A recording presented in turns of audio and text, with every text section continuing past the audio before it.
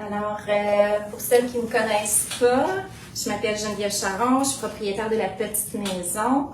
Ce soir, je suis sur pinceau pour faire une démonstration de peinture. Je vais dire peinture sur porcelaine parce que c'est ma spécialité. Par contre, ce soir, on va travailler sur le verre. Fait que je vais pouvoir peut-être vous démystifier la pratique sur le verre, qui est très semblable à la porcelaine, mais on va travailler le projet ce soir sur 2 verres à bière. Ça va me permettre aussi de vous présenter mon dernier patron. C'est lui que je vais travailler ce soir.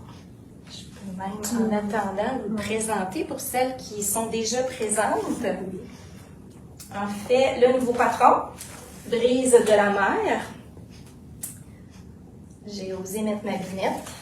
Et voici qu'est-ce que ça donne un peu le verre à bière qu'on va faire ce soir. Ça, c'est le fort. Et on va faire également le bateau.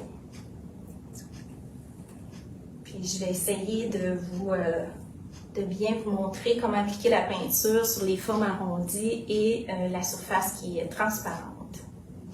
Alors, ce que j'ai précisé tout à l'heure, c'était le projet de ce soir. Alors, je vous présente mon nouveau patron. Je vais reprendre un petit peu l'introduction. Je ne sais pas trop quand ça va arrêter. Alors, ce soir, on va faire le projet Brise de mer, qui est le fort et le bateau.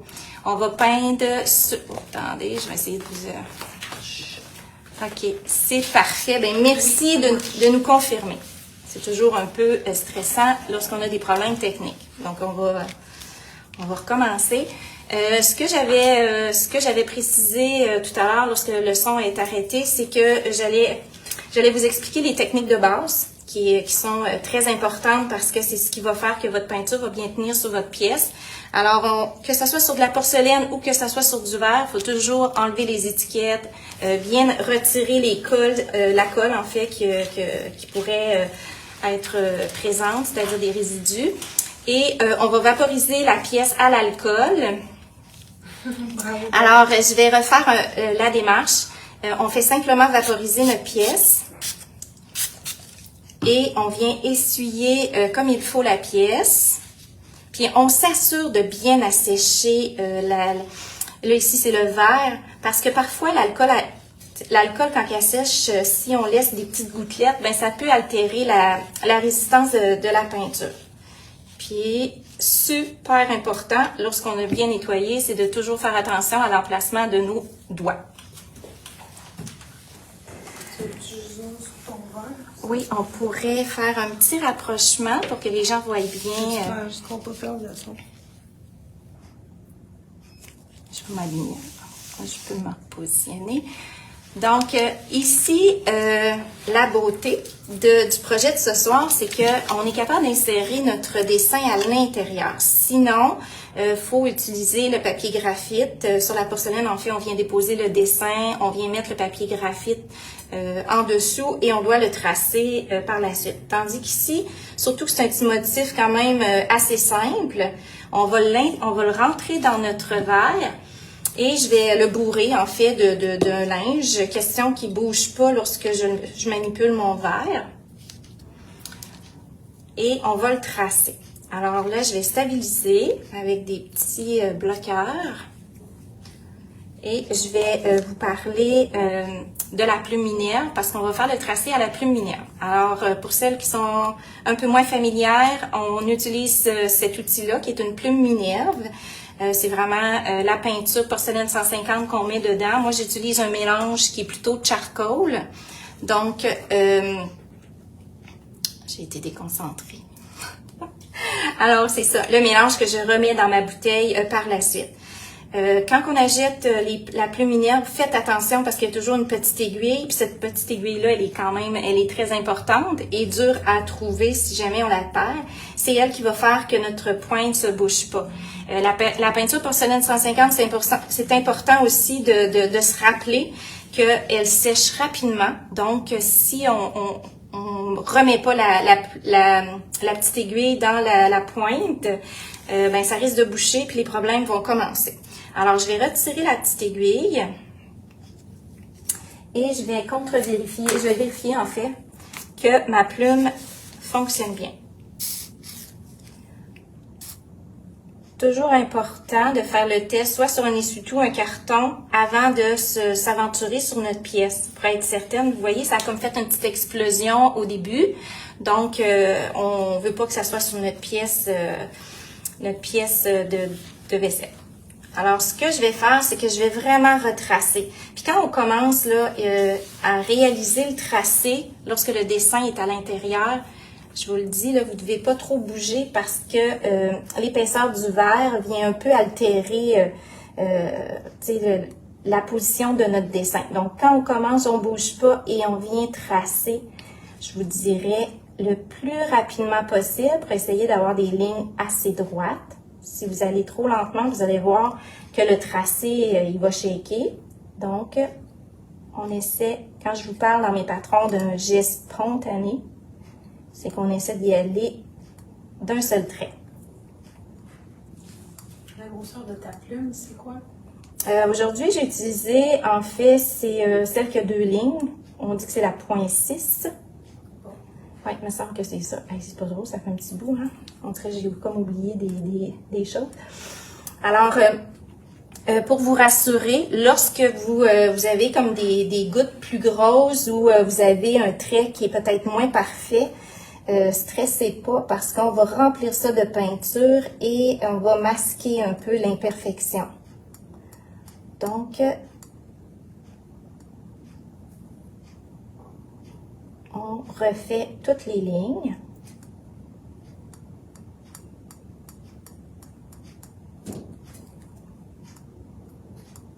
Si jamais vous avez des questions, je vais essayer d'y répondre. Puis dans le cas que j'y réponds pas, ben je vais relire plus tard vos commentaires.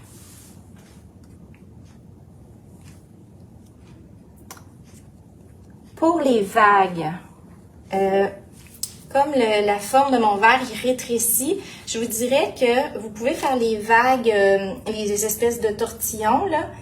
Allez-y aléatoirement, là, en suivant un peu la forme qui est suggérée, mais tu sais, ce qui est beau, c'est quand vous y allez plutôt rapidement, là. Là, ce que je veux vous dire, c'est si vous suivez mes lignes de mon dessin, ils vont être croches, l'horizon va être croche à cause que mon verre, il y a une inclinaison dedans. Fait que portez une attention particulière. Si vous êtes sur une pièce plutôt droite, ben, vous n'aurez peut-être pas ce problème-là, mais comme on veut que l'horizon soit bien horizontal, moi, je les refais vraiment à l'œil. C'est juste des lignes droites.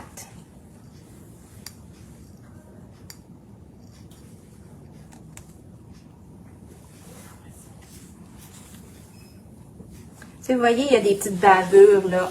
Je ne sais pas si vous les voyez, mais, tu sais, ça me stresse pas, ça. Je sais pas, regardez, il y a comme des petites bulles, là. Je sais qu'il y a des gens que ça les fatigue bien gros, là, mais je peux vous confier, moi, ça me fatigue pas pantoute, je vais tout cacher ça. C'est sûr que le verre transparent, par exemple, voyons pas tu sais, attendez, je cherche mon mot, là. Le désavantage, c'est qu'il est transparent, comme on le dit. Fait que c'est sûr que ma peinture, je vais cacher l'imperfection sur le dessus, mais si je le tourne de bord, on va voir le tracé. Fait que si vous avez fait plusieurs reprises, on va le voir parce que le verre, il est transparent. Mais souvent, on regarde le dessin, donc c'est pas très grave. Alors, tout de suite, je reprends ma petite aiguille et je vais remettre celle-ci dans la pointe. Donc, normalement, le tracé, là, on doit compter à peu près entre 10 ou 15 minutes pour qu'il soit bien sec, parce qu'on commence pas à peindre la couleur tant qu'il est pas sec, parce qu'on veut pas que la couleur se mélange avec cette couleur-là. Donc, je vais tasser ce verre-là. On y reviendra tout à l'heure. Moi, j'avais déjà pris de l'avance, j'avais fait le fard. Et on viendra avec le bateau tout à l'heure. Donc là, on a fait le trait à la plumière. On a mis, tu sais, là, maintenant qu'il est sec, on peut peindre, on peut commencer la coloration. Donc, j'ai le patron. Je vais suivre, je vais tenter de faire un petit peu de chaque étape pour bien vous le présenter. Donc là, on va débuter par le écarlate, en fait, qui est le rouge. Le rouge, comme je précise dans mes explications, c'est une couleur qui est belle lorsqu'on la met de façon opaque. Si on est sur de la porcelaine blanche, vous allez voir, ça va vous faire ça va être plus rosé, ça va faire un rose. Tandis que sur le verre, on y va de façon opaque pour avoir un beau rouge. Qu'est-ce que je peux vous dire? Là, je vais utiliser, moi, j'ai le rond numéro 4 que je vais prendre et que je vais utiliser seulement la pointe. Souvent, je vous parle de gouttes, fait que c'est très important de comprendre. C'est un peu ça ce soir que je veux vous montrer parce que sur le projet qu'on va faire, je vais travailler beaucoup la goutte que je vais étirer, que je vais glisser sur ma pièce. Donc, pour celles qui avaient soit des traits de pinceau dans leur peinture, ben vous allez peut-être voir qu'il faut en mettre de la peinture pour éviter les traits dans la peinture. Donc, pour le rouge, il y a d'autres couleurs dans le projet. Vous allez voir, je vais mettre quand même assez épais de peinture. Alors, on va commencer par le rouge. Là, moi, je travaille, il faut travailler avec le pinceau sec, les poils de pinceau secs. Et ce que je vais faire, c'est que je vais venir vraiment tremper. Je vais vous montrer qu'est-ce que c'est la goutte. Je vais essayer, je ne sais pas si vous allez voir. Tu sais, c'est juste le bout des poils que je vais faire une rondeur avec la peinture. Puis souvent, là, des fois, je dis, quand on le met debout, là, pratiquement la goutte doit tomber. Tu sais, c'est une façon un peu exagérée de vous dire qu'il faut que vous en mettiez de la peinture, là, mais c'est ce qui va faire que vous allez avoir le temps de l'étendre, puis c'est ça qui va faire une belle couleur opaque. Alors, je vais commencer, je vais déposer la goutte. Puis vous voyez, déjà souvent, là, je vais tout de suite en rechercher. Là, je vais vraiment remplir. Et ce qu'on doit faire, c'est simplement, je pèse pratiquement pas sur mes poils de pinceau. Hey, on a une amie. On a une petite amie, je sais pas si vous la voyez. Ah, oui. OK, ben, écoute, on a une petite amie qui assiste, qui veut apprendre à peinturer. Alors, je poursuis. Je fais simplement remplir et j'étends doucement. Doucement, mais assez rapidement, parce que la peinture, elle sèche vite, donc on ne veut pas qu'elle commence à figer, puis on repasse. C'est là qu'on va avoir une texture un peu moins lisse. Alors, je vais faire l'autre partie. La même chose, je dépose ma grosse goutte. Tu sais, ça glisse là, pratiquement là, la peinture. Donc, ça me permet de vous dire, faites attention aux pièces arrondies. Assurez-vous d'être bien droite parce que c'est sûr que la peinture, elle va glisser et elle va faire des poches. Puis c'est pas super beau. Souvent, on n'a pas le choix. Des fois, ça arrive que la pièce, soit que le dessin est très gros puis c'est inévitable qu'il va y avoir un petit peu de peinture qui va glisser. Mais souvent, on le fait glisser vers le côté de l'ombrage parce qu'on va y appliquer un ombrage à cette place-là. Fait qu'on camoufle ce surplus de peinture-là. Vous voyez? Là, c'est fait. Sauf que là, si je veux pas que ça coule, il faut que je me mette vraiment au niveau. Ça, c'est pour le rouge. Puis, tu sais, j'applique pratiquement la peinture, les autres couleurs de la même façon. Mais le rouge en particulier et le blanc, je vous le dis, mettez-en de la peinture pour être capable de bien glisser celle-ci sur votre surface. Donc, dans mon patron, c'est quand même un patron qui est facile. On l'a mis dans le débutant parce que il n'y a pas beaucoup de couleurs. Il y a 6 couleurs dans ce patron-là. C'est très rare. Donc, je viens me faire un petit blocage pour être sûr que ça ne tourne pas. Mais idéalement, il faudrait vraiment que je lève mon verre de façon à ce que ma peinture soit droite. Mais là, ce soir... Alors là, on a un petit jaune pâle que vous voyez, puis pour le changement de couleur, là, vous nettoyez votre pinceau à l'eau, mais super important, c'est de bien assécher vos poils entre chaque couleur. Parce que la peinture, elle n'aime pas l'eau. Vous allez le voir, parce qu'elle va faire une petite réaction, elle va faire des petits picots où la peinture, elle va bouger sur votre pièce. Donc, on poursuit avec le jaune pâle. Je sais pas si en tout cas, je vais faire le fard, là. J'aurais peut-être regardé si le bateau, il était... Je vais le prendre. OK. Alors, la même chose, j'y vais vraiment avec la goutte. Là, j'ai été un petit peu plus généreuse dans ma goutte parce que j'avais des petits poils foufou, là. Fait que j'ai comme joué avec ma peinture pour coller les poils, pour en faire une pointe. Donc là, je pourrais prendre le rond numéro 2 pour celles qui se sentent un peu moins qui se sentent insécures avec le gros pinceau numéro 4. On pourrait prendre le numéro 2 pour faire la petite surface parce que là, je viens comme faire juste l'espèce de petite galerie ici dans le haut. Donc, je dépose ma goutte. Vous allez voir que je travaille toujours de la même façon. Je dépose ma goutte et je viens simplement glisser. Et je viens également, je passe sur mes lignes de plume mineure. C'est à ce moment-là que je peux déjà commencer à corriger les imperfections. OK. Ah. Alors, apparemment qu'il y a eu une question. J'utilise, en fait, c'est la peinture porcelaine 150 que ma collègue vient de m'apporter pour que je vous présente. C'est vraiment cette peinture-là.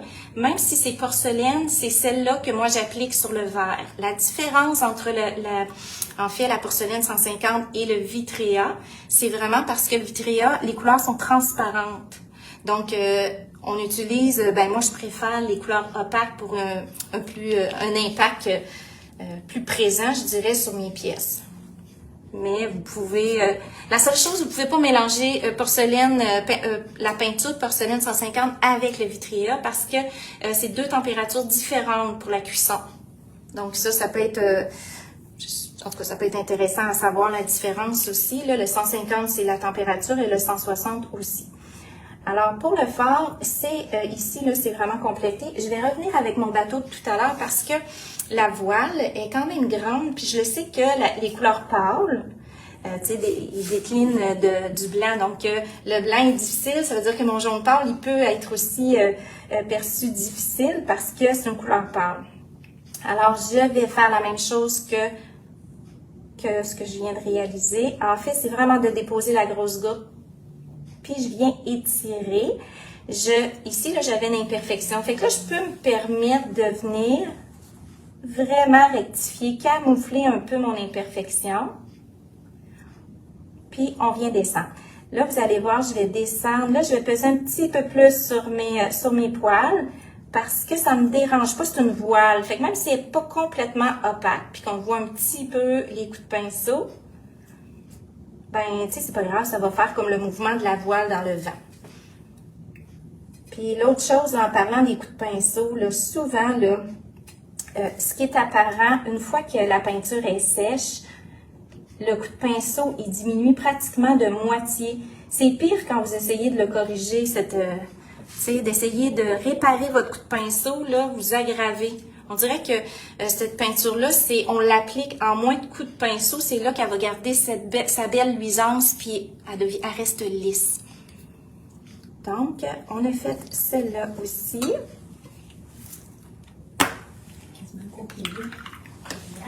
Donc, on poursuit. Donc, alors, on prend maintenant la couleur momie. Je fais toujours la même chose, je nettoie mon pinceau dans l'eau, j'éponge complètement les poils. Bonsoir à Madame Danielle. Bonsoir Madame Danielle. OK, alors je prends ma peinture. Et là, je pense que je viens de dire alors 3 fois dans la même phrase. Je vais changer. Je vais essayer de trouver un autre mot. Même procédure, grosse goutte, on étend. Puis on fait ça vite, hein. C'est ça le problème. Je pense que vous essayez trop de faire ça à la perfection, puis ça vous prend trop de temps. Moi, j'applique ça, là, on se dépêche. Puis on passe à autre chose. C'est la finition qui est plus touchée, fait que je vais passer un peu de temps à vous l'expliquer. Et je vais vous présenter aussi d'autres petites choses. Donc, on enchaîne avec le bleu pâle.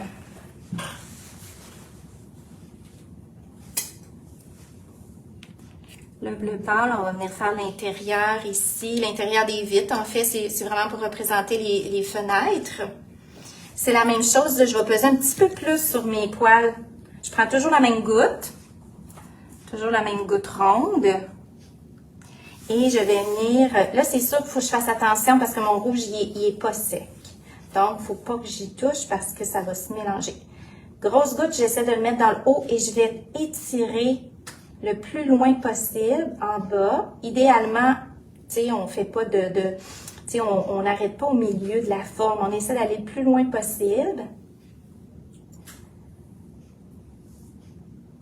Pour celles qui sont habituées dans mes projets, là, on fait l'étape de remplissage que j'appelle coloration, la coloration. Mais on vient tout remodeler ensuite après ça, là, avec la finition. Fait que si jamais il y a des petites choses, des petites imperfections qui vous dérangent, il y a 2 étapes supplémentaires qui viennent par-dessus la coloration. Donc, goutte et j'y vais en un coup. Comme c'est des vitres, je pourrais aussi peser un petit peu plus fort sur mes poils pour avoir de la transparence. Ce que je viens de faire. Et les coups de pinceau, on les voit là, mais je vous le dis, plus tard, quand ils vont être secs, on les verra plus. Celle-là, je vais la passer, j'ai peur de l'accrocher.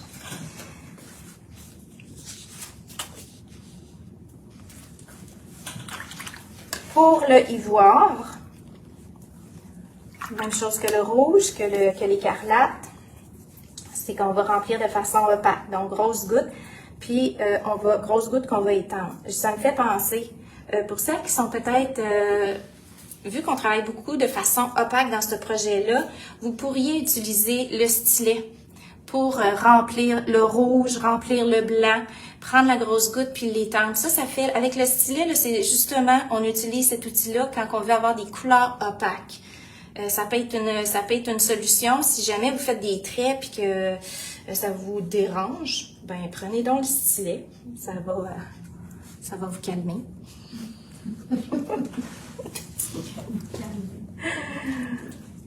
Vous êtes trop sévère souvent, fait que même chose que tout à l'heure, grosse goutte et je vais venir les tirer.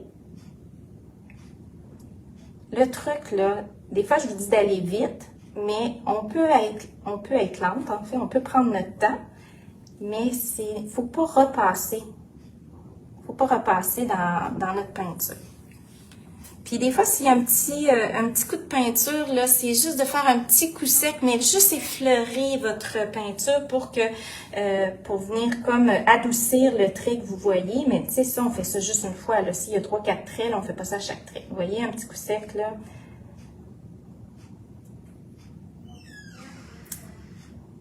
Je vous dis, dans le patron, on précise, je valse entre le numéro 4 et le numéro 2, mais pour celles qui sont peut-être moins habiles avec la pointe du pinceau, le numéro 2 peut faire l'affaire.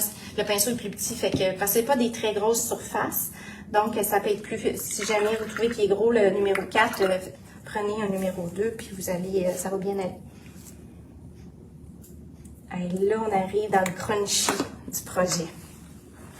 C'est le beau du projet. En fait, c'est l'effet de l'eau. Je vais juste montrer un peu qu'est-ce qu'on va réaliser. Ça va permettre aussi à ma peinture de sécher un peu. Je vais peut-être même essayer de la monter un peu pour éviter les grosses... On va faire une petite construction.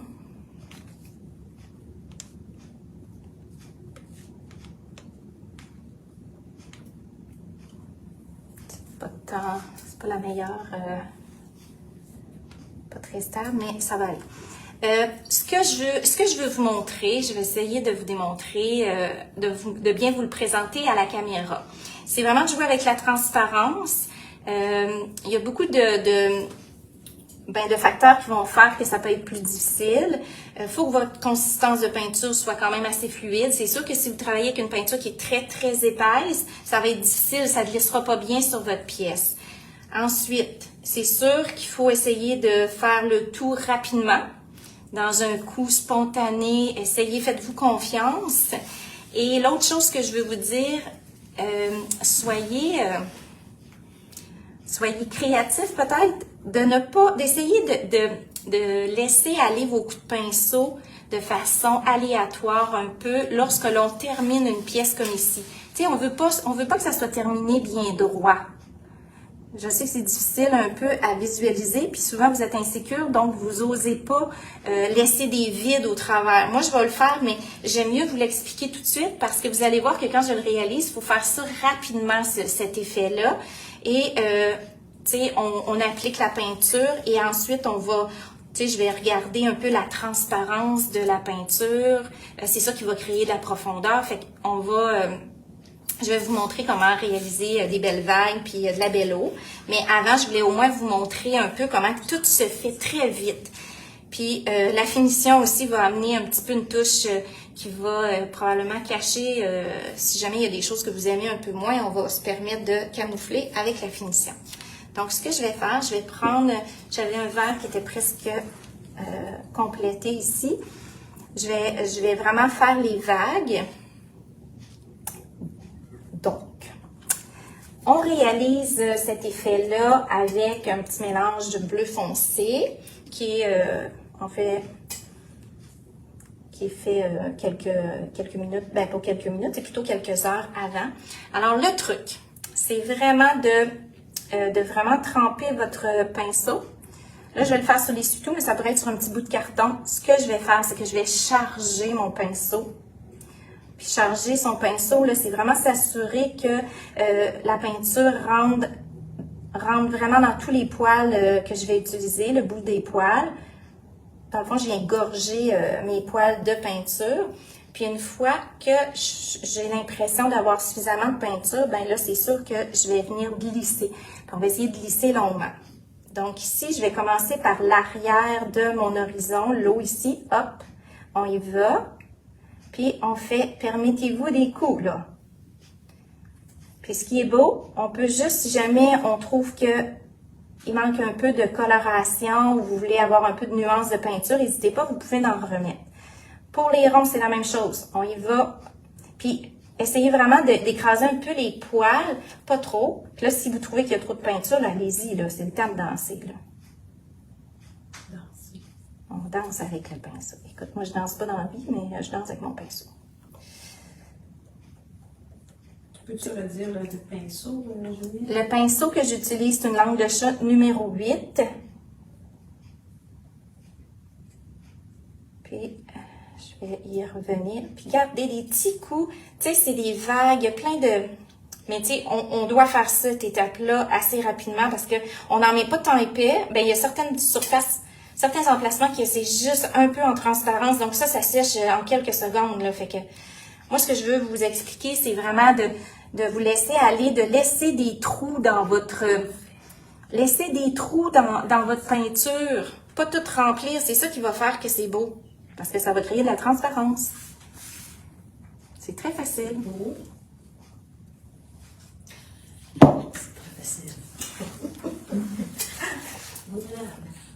En fait, pour celles là, qui voudraient apprendre à peindre, j'ai un nouveau séminaire qui va avoir lieu le 8 octobre.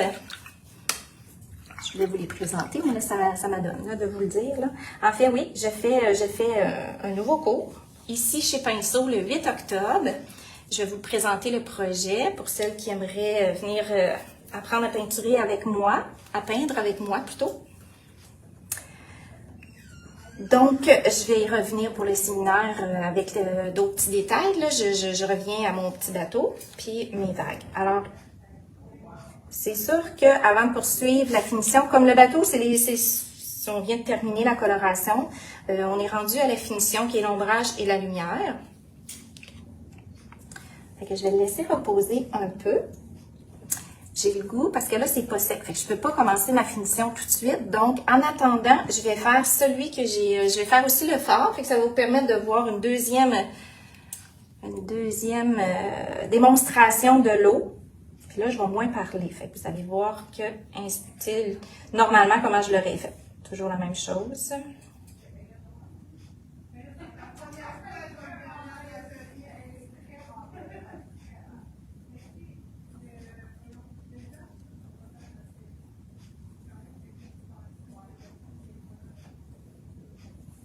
Geneviève parce qu'il pense qu'il n'y a plus de son. C'est parce que je parle souvent beaucoup, fait que je me suis dit que ça ferait peut-être du bien une petite pause. Non, parle. Donc, on y va des petits coups. Puis, je sais pas si vous remarquez que ça fait des fois des petits ourlets de peinture ou un surplus de peinture. Ben, dans cet effet-là, là, honnêtement, c'est beau. C'est une belle, tu sais, ça va faire une couleur plus foncée. Puis dans l'eau, c'est quand même, c'est intéressant d'avoir différentes teintes. Donc, hop, c'est ici, là, on y va, on danse, là. Go, go. Et je vais finir avec ici mon horizon, que je fais quand même, je l'étire de façon horizontale, en longueur, en fait.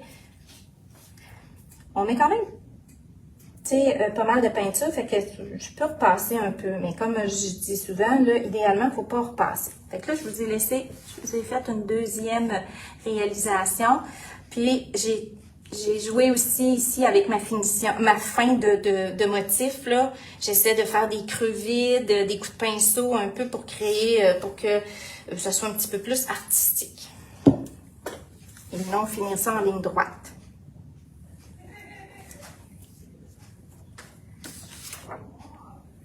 Bon, ça fait combien de temps? Parce que j'ai fini ma coloration. Oh, pareil, j'ai failli avoir un... Vas-y avec ton ombrage. Oui, je vais y aller avec l'ombrage. De toute façon, ma peinture, elle va commencer à sécher. Je peux quand même vous l'expliquer, mais je peux parler un petit peu en attendant, en vous montrant comment on va le réaliser, cet ombrage-là. Je vais en aller prendre mon patron, mais je vais plus vous l'expliquer. Ce qui est important de saisir dans l'ombrage et la lumière, ça se fait en 2 étapes. On va commencer par faire l'ombrage, fait qu'on va venir assombrir quelques emplacements sur notre dessin qui va créer le volume. Dans tous mes projets, moi, ma lumière, elle est toujours à droite. Tu sais, j'ai toujours un petit soleil, moi, qui est ici, qui vient éclairer mon dessin. Donc, mon petit soleil, il vient vraiment, projeter un petit éclair de lumière vraiment sur tous les côtés droits. J'ai pas le choix de vous expliquer la lumière, elle est où pour bien saisir, pour bien comprendre en fait l'ombrage et les emplacements. Alors, évidemment, si ma lumière elle frappe le côté droit, le côté gauche sera l'ombrage. Donc, c'est toujours ça qu'on va faire. Pendant la réalisation, on analyse chaque petit élément. Le drapeau, pour moi, c'est un élément, c'est une forme. Donc, il y a un côté droit, il y a un côté gauche. Donc, je vais décortiquer tous les éléments de mon motif et je vais appliquer la même formule. Côté gauche, on y met une petite ligne de momie. Fait qu'on se concentre sur sur toutes les surfaces et on fait tout notre petit ombrage et après ça, on va faire la lumière. Ce qui se résume vraiment côté gauche ou en bas parce que ma lumière est en haut. Et on vient comme assombrir, puis vous allez voir que tranquillement, pas vite, lorsque vous appliquez comme il faut cet ombrage-là, qu'elle est logique, puis vous appliquez de la même façon, vous allez voir qu'il y a un certain volume qui va se créer. C'est ça qui est intéressant parce que ça crée comme de la profondeur.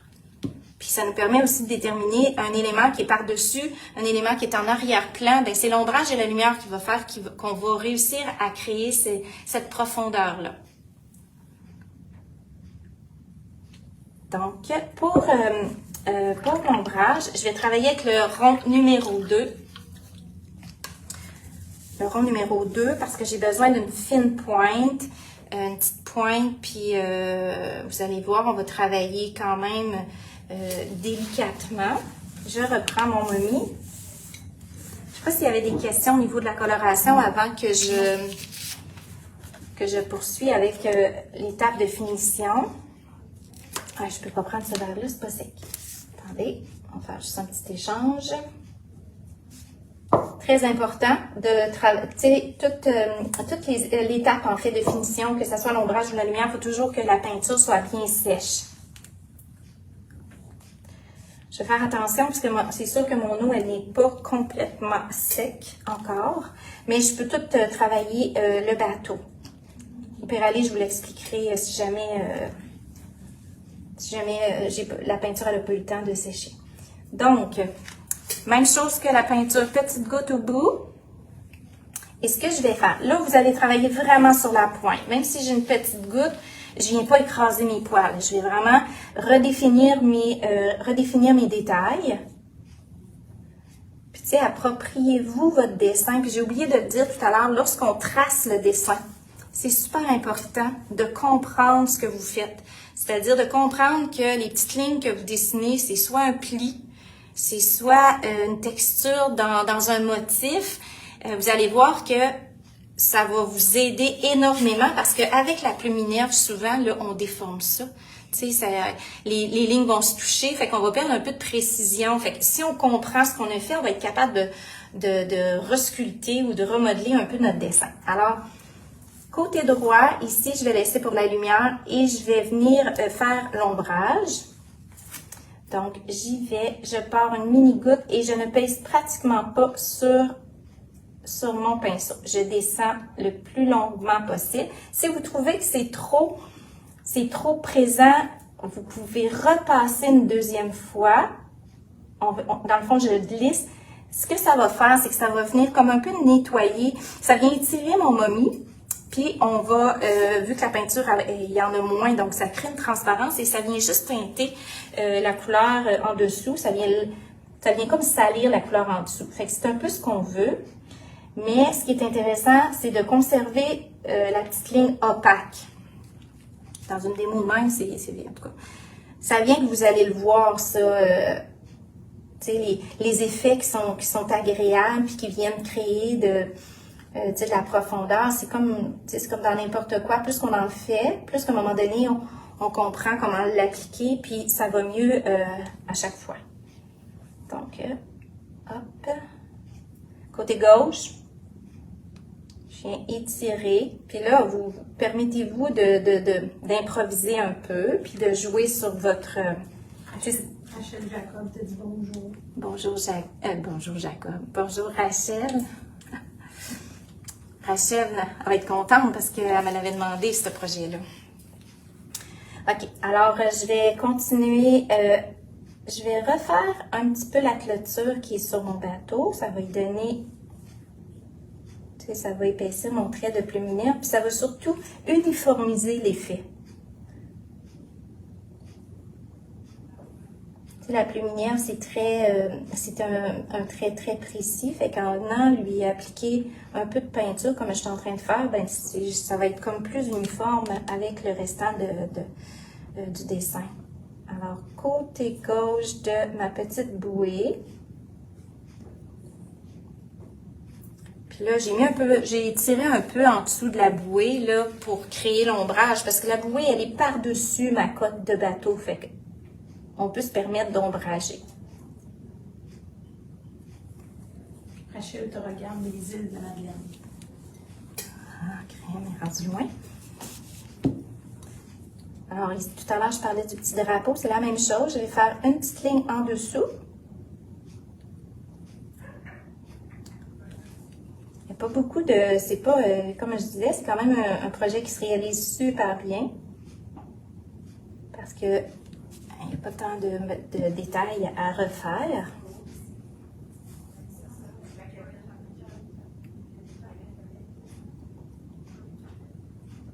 Je ne sais pas si vous remarquez que quand je fais mon trait, là, exemple que mon trait, il va arrêter au milieu, je l'arrête au milieu. Tu sais, je viens pas de faire de reprendre mon trait, sinon ça paraît. Fait que là, je vais essayer.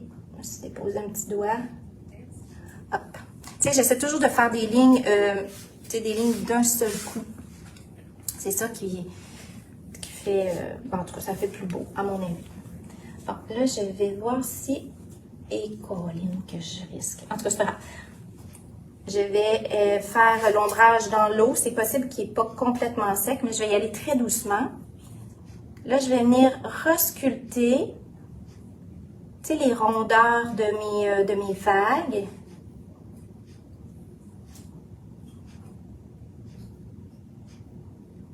Ce qui est important avec l'ombrage aussi, c'est de ne pas tout, tu sais, de ne pas repasser partout. C'est juste une partie de notre motif qu'on doit ombrager. Parce que sinon, vous allez trop assombrir votre dessin, puis vous n'aimerez pas ça. J'y vais très léger parce que ma peinture n'est pas encore toute sèche là, avec l'eau. Fait que ça donne ce que ça va donner, mais je pense que c'est correct.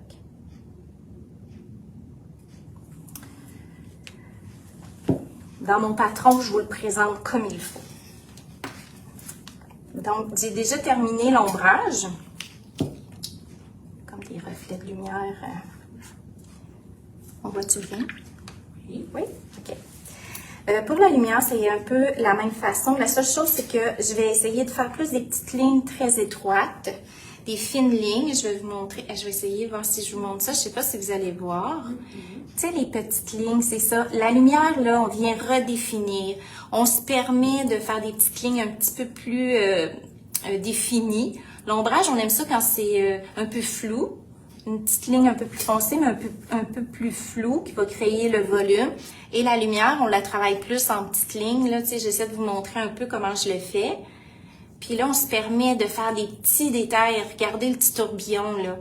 Ça, on va faire ça avec le blanc, avec la lumière. Ici, un effet, je sais pas si on va voir, mais tu sais, sur mon eau, là, je fais comme un petit peu des effets de vagues, là, qui... Je vais prendre... Moi, je le fais avec mon rond numéro 2. Oui, alors c'est soit le rond numéro 2 ou vous pouvez utiliser un traceur pour celles qui ont plus de la misère à faire des fines lignes. Donc, toujours mon numéro, mon numéro 2, j'ai asséché mes poils, je m'assure d'avoir une belle pointe très fine. Et je vais refaire des fines lignes. Pour les fines lignes, le super important, c'est de ne pas peser sur vos poils. Il faut vraiment, juste effleurer. Donc, on étire délicatement notre peinture sans écraser les poils.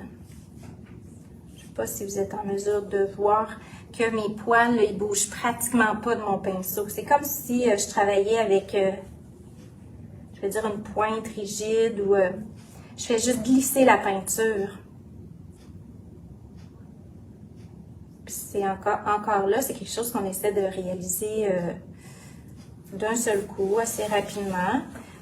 Puis avec le blanc, c'est là, tout à l'heure, comme j'expliquais, ce que je voulais vous montrer, c'est qu'on peut se permettre de venir redéfinir, tu sais, des petits détails. Souvent, moi, je fais des petits détails. Tu sais, dans la voile, là, j'ai fait, je pense, c'est-tu dans la voile ou c'est dans le phare? Ah, je ne l'ai pas. Des fois, je fais des petits carottés. Tu sais, j'ajoute un peu de finition fancy, là.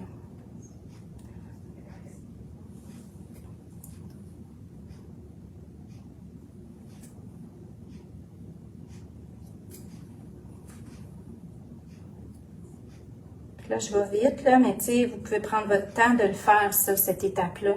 C'est justement ça qui fait la différence.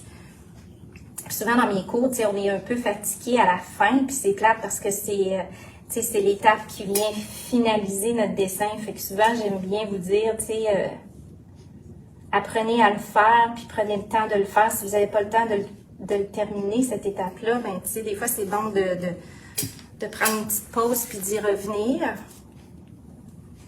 Tu sais, le blanc aussi, un autre avantage, c'est que ça vient, tu sais, c'est une couleur très pâle, donc ça vient comme contraster avec le tout, là. Regardez, là, je vous en fais une petite... Je vous ai fait un petit tortillon. Je ne suis pas sûre qu'on voit bien, mais en tout cas, c'est pas grave. Fait on a fait, tu sais, on a fait comme... J'ai pas complété totalement les motifs, mais j'ai touché à toutes les étapes de réalisation pour soit le bateau et le phare. Donc, c'est sûr que c'est un projet que vous allez être en mesure de réaliser chez vous. Que ce soit vitre, vous allez l'utiliser précédemment. Ça doit être la Vitria qu'elle veut parler. Je ne sais pas si je comprends bien la question, mais tout à l'heure, comme je disais, ce qui est important, c'est de ne pas mélanger les deux couleurs, les deux marques. C'est sûr que vous pouvez faire le projet avec de la Vitria, mais ça ne donnera pas le même résultat parce que c'est comme la peinture Vitria, ce que ça donne, c'est que c'est comme si vous teigniez votre verre. Tu sais, c'est de la peinture qui est transparente. C'est sûr que ça a le moins d'impact. Les deux se cuisent, c'est ça? Oui, les deux se cuisent. Les deux se cuisent, mais on ne peut pas les mélanger.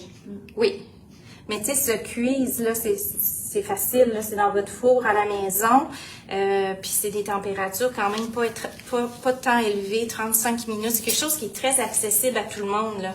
Pour ceux qui me regardent puis qui se disent que c'est pas pour eux autres ou qu'ils peuvent pas faire ça, ben je suis pas d'accord. Parce que vous avez tout un four, puis quelqu'un qui est curieux, il va réussir à faire ça.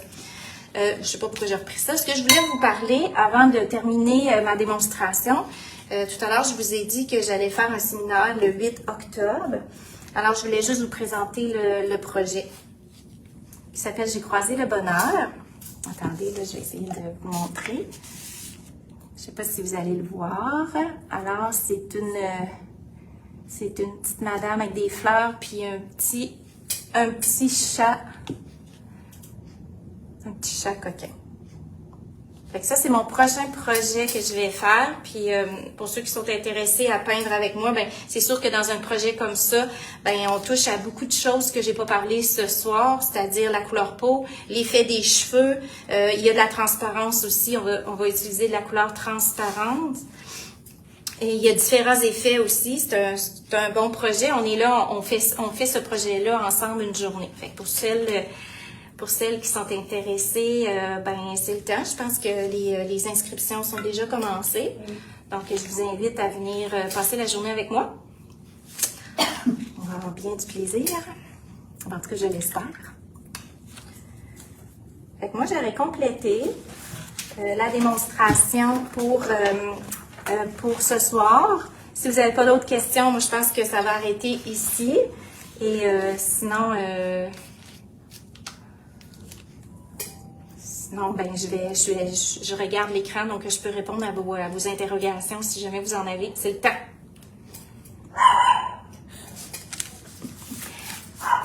Ça me fait penser aussi, j'ai ressorti, pour celles qui me suivent depuis un petit bout, c'est peut-être un projet que vous avez déjà vu, mais tu sais, j'avais peint sur du tissu.